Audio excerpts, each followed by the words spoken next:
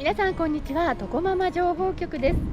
さて、下鴨神社に続き今回は上賀茂神社にやってまいりました。はい、下鴨神社からは、ちょっと距離がありまして、車でも走ること5分から10分ぐらいですかね。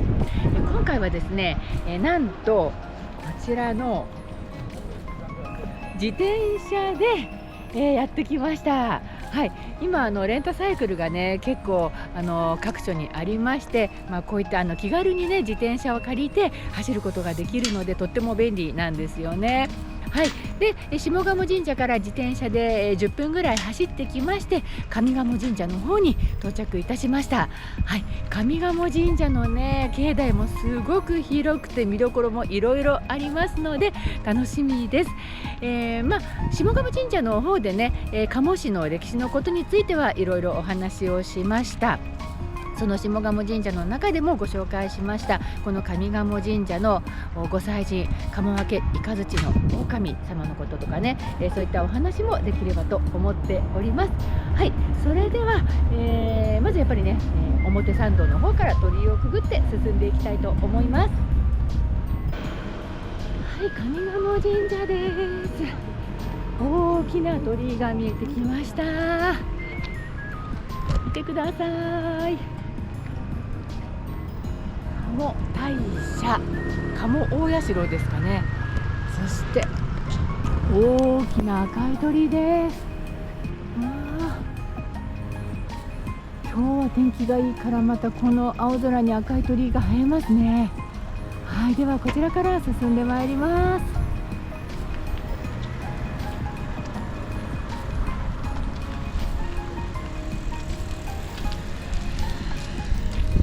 失礼いたします。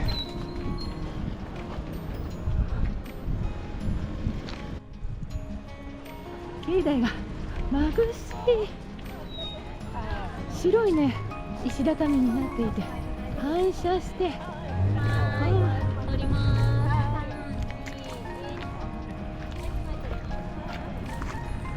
っぱり今日はね週末なんで人も多いですね。はい、そしてすぐにまた大きな鳥居です。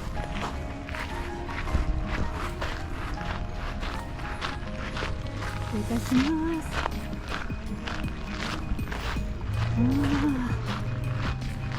この辺りなんか広場みたいになってるんですね。そしてすごい桜の木です。まだね少し咲いてますね。嬉しい。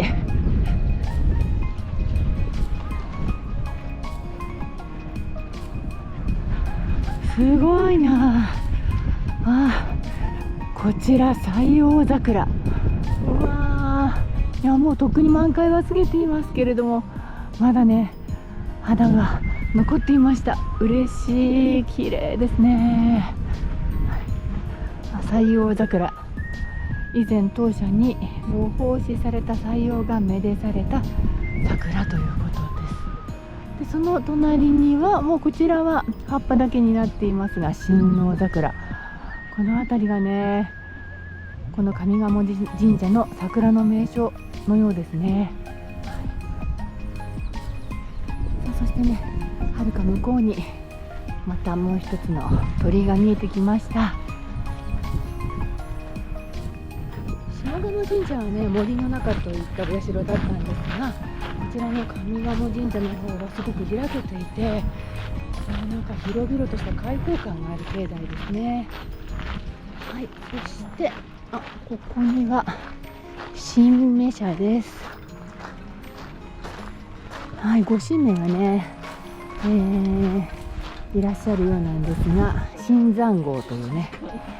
こちらにいつもいるわけじゃないみたいなんですよね。こちらのように、神明出社日なんだ、ちゃんと書かれています。なるほど。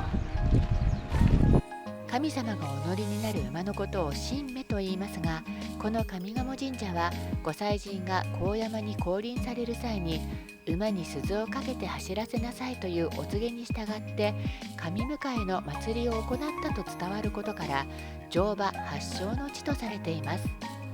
馬にまつわる神事も多く執り行われ、実は馬ととてもゆかりが深い神社なんです。今年は馬年ということもあり、高山郷に会いに訪れる方も多いようです。残念ながらこの日は出社されておらず会えませんでしたが、普段は近くの京都産業大馬術部で暮らしているそうです。はい、そしてこの赤い鳥居、ここにも大きな式年遷宮のなんでしょうね、看板ですかね、縦看板。うわー、すごい。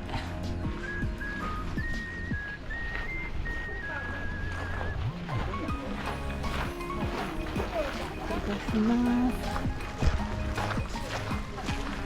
美味しいとこあるんです。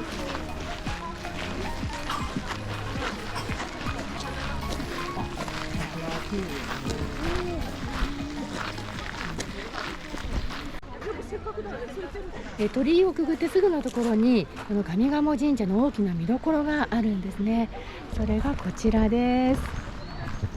これほら面白いですよね。砂が円錐形に2つ並んで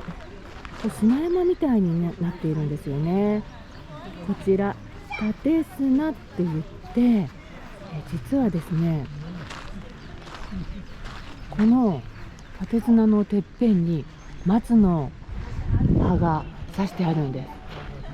これにはね、すごく深い意味があるそうなんですよ。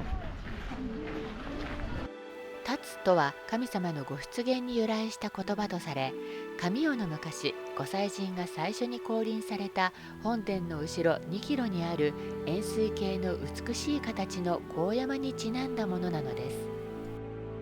ちょっと分かりにくいかもしれませんが、実は向かって左は三葉、右は双葉の松の葉が用いられており、これは奇数と偶数が合わさることで神の出現を願う陰陽道に基づいているものだとのことです。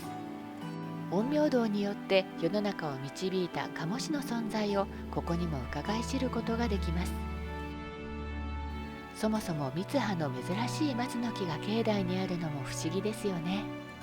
三角の縦綱はとても目立つので分かりやすいのですが、そのてっぺんに刺してある松葉はよく見ないと分からないほどなので、気がつかない人も多いようです。意味を知っていると、この縦綱の存在がとても特別なものとして捉えることができますよね。そんな縦綱の後ろに立つ重要文化財、細殿。天皇や上皇が本殿参拝前のひとときを過ごした特別な建物ですが、なんとここで結婚式を執り行うこともできるそうです。いいですね。私も30年前に知っていたら、こんな特別なところで結婚式を挙げたかったです。そんな細殿の横をさらに進んでいくと、またね、立派な楼門が見えてきました。こちら手水舎ですね。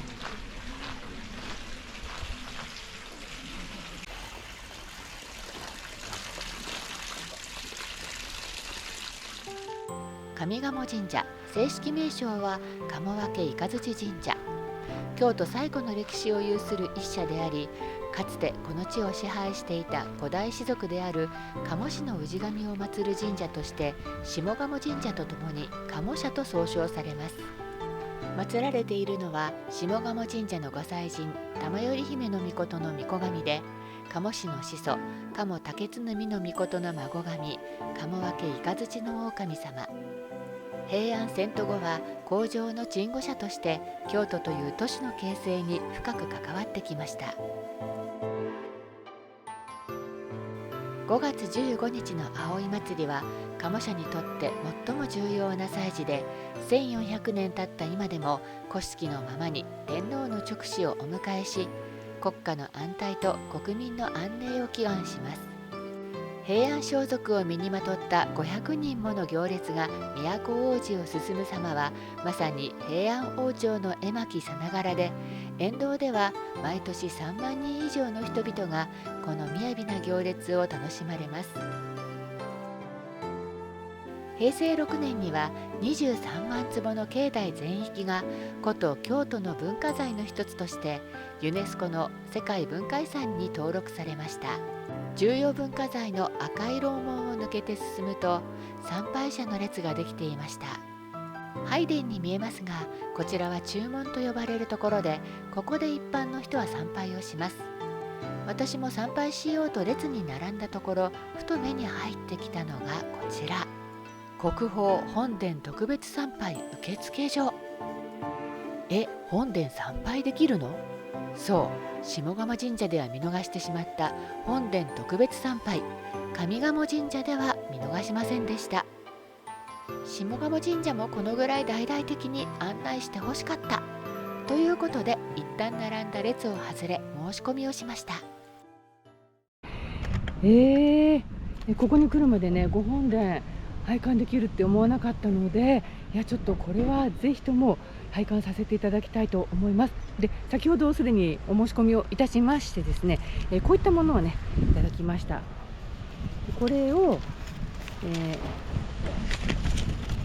ね、首からかけて、ちょっと待って、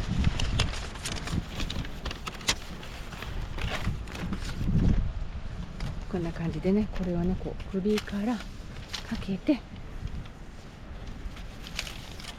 そしてね、これで拝観の準備ですね、神聖な場所へと案内していただきます。白装束が簡略化された浄化家。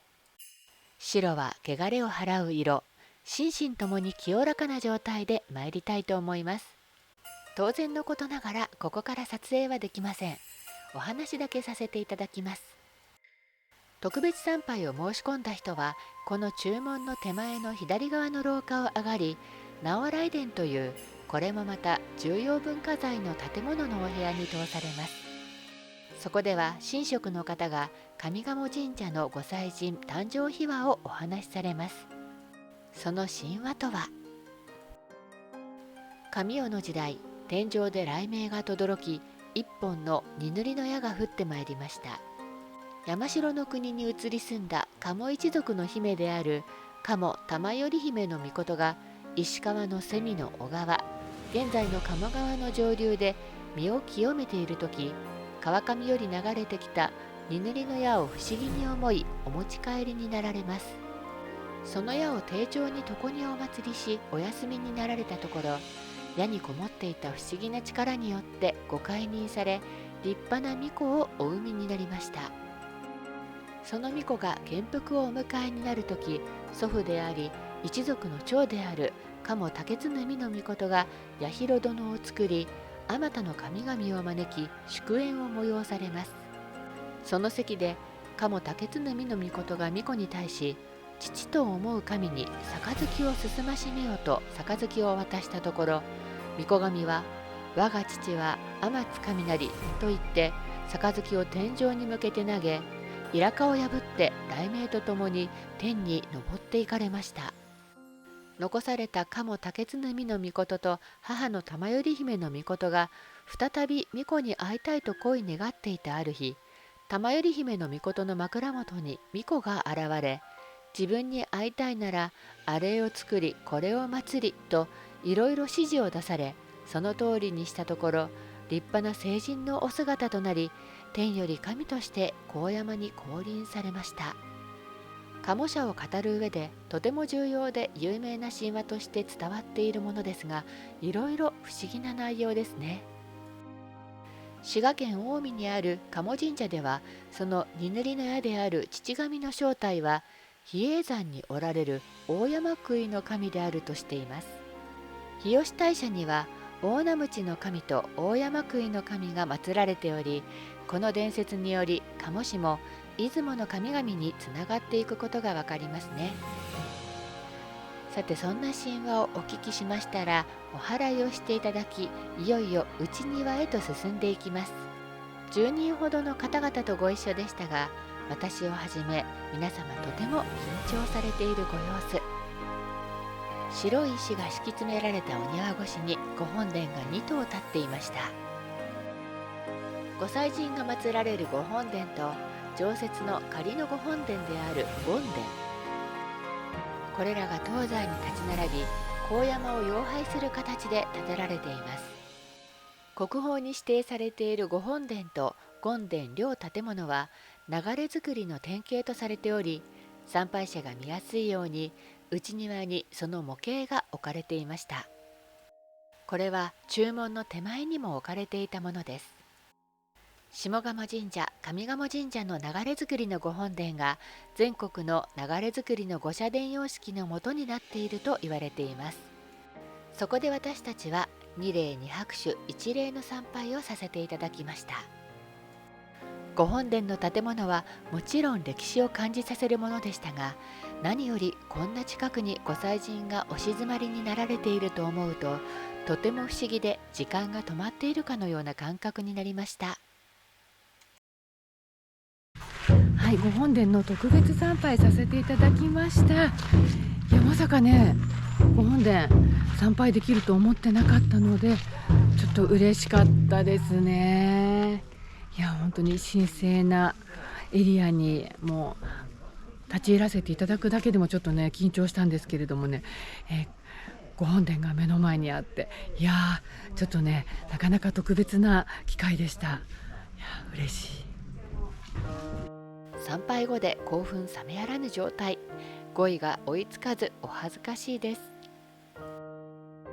この特別参拝につきましては、上賀茂神社のホームページに詳細がありますので、参拝したいという方はあらかじめチェックしてくださいね。さあ次は気になる境内社へ。楼門近くに鎮座するこちら、24社ある摂末社の中でも第一摂社に定められる片山巫女神社、片岡社とも呼ばれています。鴨分け雷の狼の母神様、玉頼姫の命をお祭りしています。この片岡社、実はあの紫式部ゆかりの神社なのです。この神社を参拝した紫式部は恋の成就を願って祈り、このような歌を残しました。ホトトギス、声待つほどは片岡の、森の雫に立ちや濡れまし。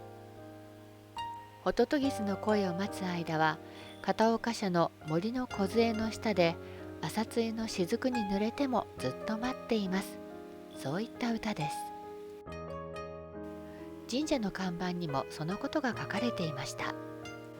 紫式部が恋の願い事をする神社。そう、ここは女性から熱い信仰を受ける縁結びの神社なのです。少し離れたところにはこの歌が刻まれた石碑もあります。これは平成20年に寄贈された比較的新しいもののようです。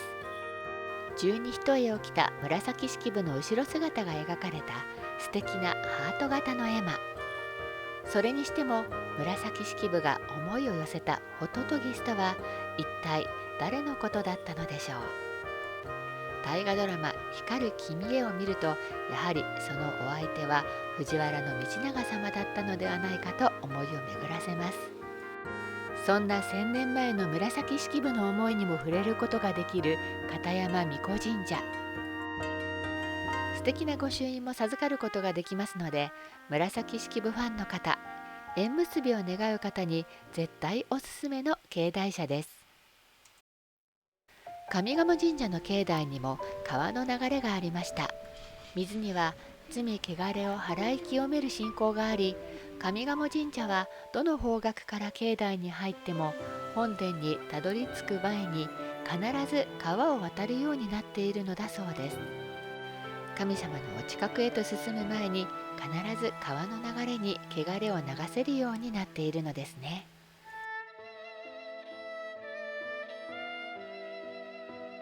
そんな境内に流れる川の源になっているのが上賀茂神社の北北西約2キロにそびえる高山。標高は301.5 メートル。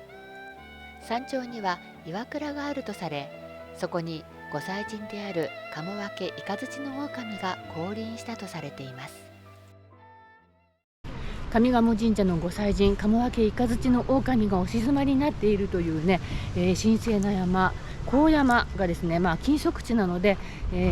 普通に登ることはできないんですけれども、実はねこの境内からその高山がね見える場所があるんですね。ちょっとですね鳥居の横に道がありまして、そちらを歩いてまいりますと、ずっとね奥まで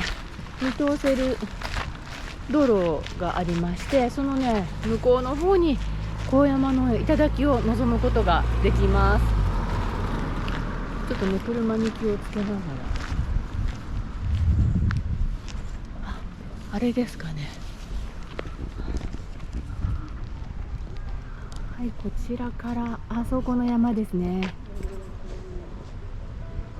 お椀を逆さにしたような丸く美しい山陽、これぞまさしくご神体ですね。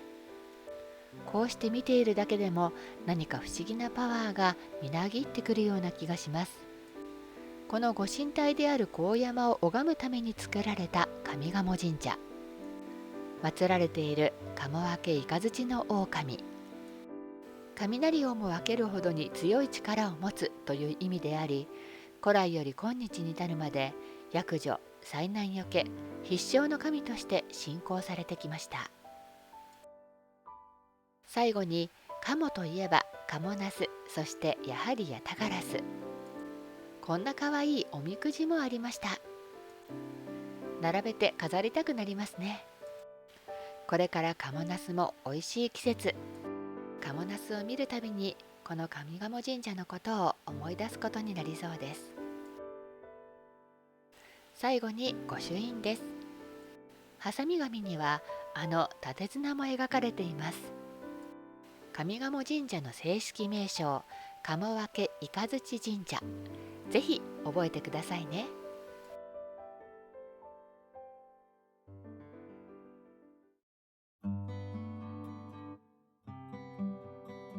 上賀茂神社の境内に常設お休み処、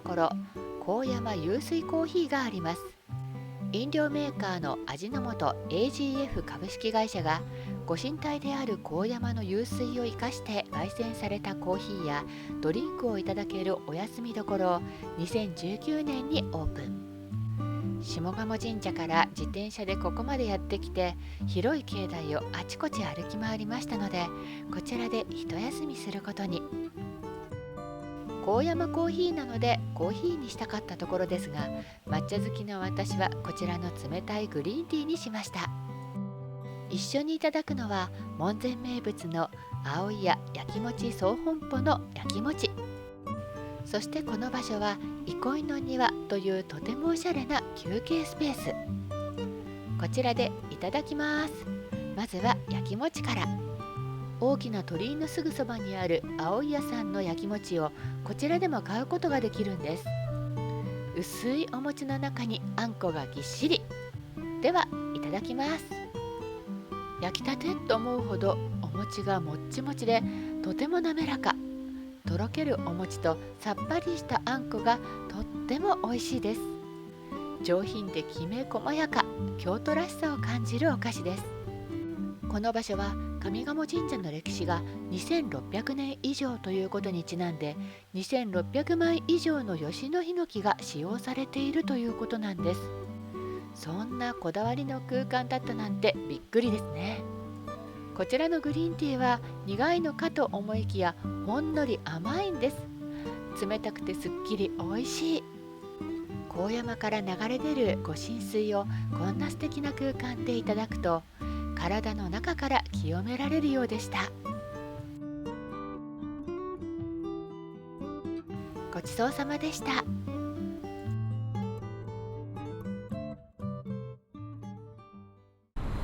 はい、上賀茂神社いかがでしたでしょうか。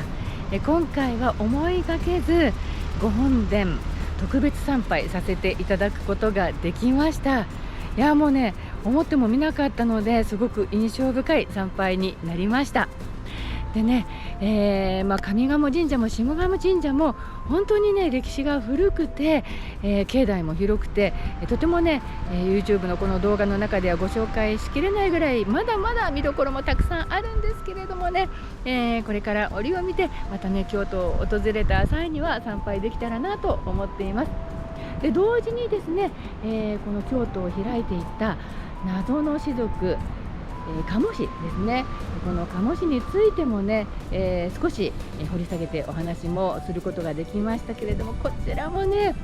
まだまだ謎に包まれていて歴史が古いので、これからまたね京都や奈良をね訪れるような機会がありましたら、鴨市についてもね楽しくちょっと掘り下げていく機会があればなと思っています。でね、今後もですね、ちょっとこの鴨市ですとか、あとこれまでね私が参拝してきた神社の神様につながるような、そんな神社を訪れる機会にもつながっていきそうなので、